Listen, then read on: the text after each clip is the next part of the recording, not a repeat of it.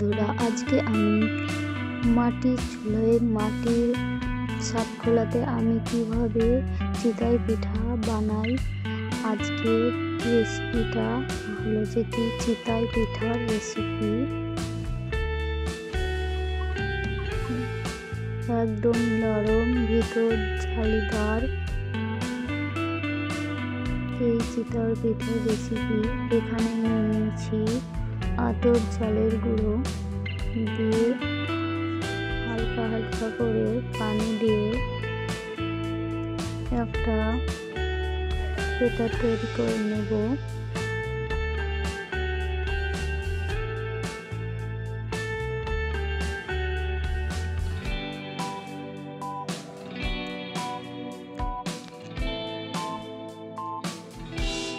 একবারে পানিটা দিব না, হালকা হালকা করে বারবার পানি দিয়ে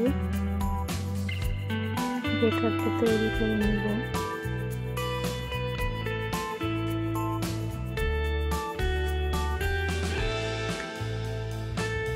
দেখতেই পাচ্ছেন এটাতে তৈরি হয়ে গেছে। ঘনত্বটা এরকম হবে।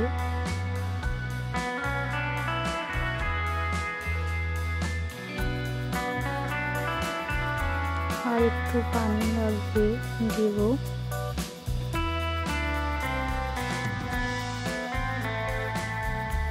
ঘনত্বটা এরকম হবে।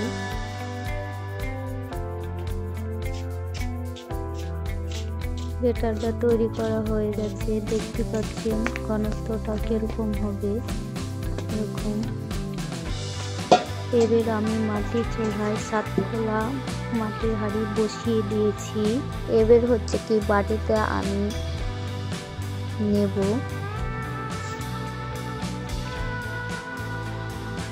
এখানে তাওয়াটা গরম হয়ে গেছে, দিয়ে বাটিতে করে হালকা হালকা করে দিয়ে দেব 7 কোপে।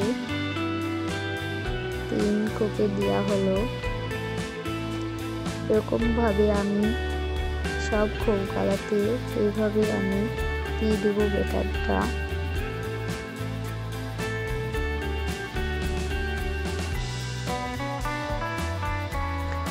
দেওয়া হয়ে গেছে। এবার ঢাকনা দিয়ে ঢেকে দেব। 5 মিনিট পর ঢাকনাটা তুলে নিয়ে দেখতেই পাচ্ছেন হয়ে গেছে। এরকম ভাবে তুলে নেব। গেলে আপনি ছাড়িয়ে দিবে। এরকম ভাবে একটু নুকনা দিয়ে একটু আলতো ছাড়িয়ে দিলে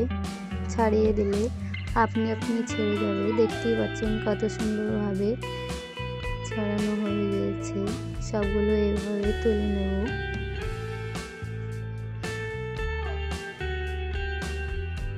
দেখতে পাচ্ছেন কতটা ভিতরটা জালিদার হয়েছে, দেখে বোঝা যাচ্ছে।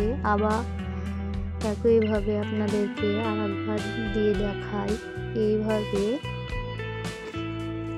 আবার দিয়ে ঢাকনা দিয়ে ঢেকে দেব।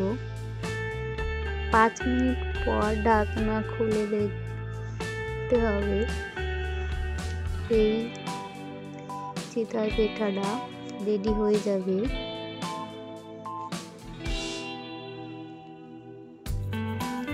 তো হয়ে গেছে, তুলে নেব।